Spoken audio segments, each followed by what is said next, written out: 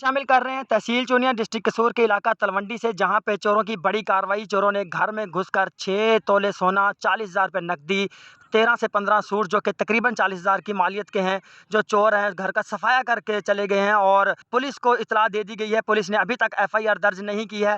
DSP Chunian, DPO कसूर और AC Chunian से गुजारिश है कि इस वारदात के मुतल्लक मुकम्मल तौर पर कार्रवाई की जाए ताकि मुतासरीन को इंसाफ मिल सके। अब्दुल गफ़ार वल्द मोहम्मद अली कौम कक्के ज़ई तलवंडी के रिहायशी थे, जो कि अपने घर पर मौजूद नहीं। चोरों ने घर में घुसकर उनके घर में मौजूद 6 तोला सोना, 40,000 रुपये नकदी और 13 से 15 अनसिले सूट जो कि 40,000 मालियत के थे ले उड़े हैं। अब आला हुकाम से गुजारिश है कि मुतासरीन को इंसाफ दिलाया जाए। चोरी हुई है तो जिंदे विच मतलब 6 तोले जेवर, 13 सूट, 40,000 रुपया ताला तोड़ के मतलब भी लै गए ने।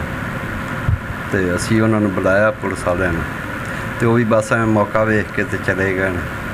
चलो जी कोई गलबात नहीं, कोऑपरेट नहीं किया उन्होंने, तसल्ली नहीं दी? नहीं कुछ भी नहीं। उन्होंने कहा जी ये आ वो ये चाबियाँ किमें, वो चाबियाँ अंदरों सेफ चो ना कढ़ के जिमें सारा फरोल के कढ़ के चाबियाँ ला के अंदरों सारा कुछ मतलब भी कढ़िया। जेवर किन्ना गया? 6 तोले। 6 तोले। हाँ जी। 13 सूट मतलब भी जनाना वरी दे मतलब बच्चों के सी नवे सूट वो लै गए तो वो लै गए 40,000 रुपया।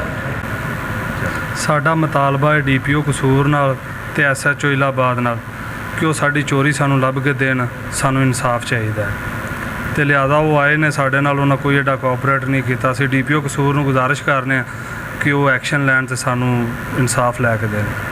तेरे वाल अगे भी गुजारिश है कि वो मतलब इहदे बारे नोटिस लैन, इहदे ते अमल दरामद करावन।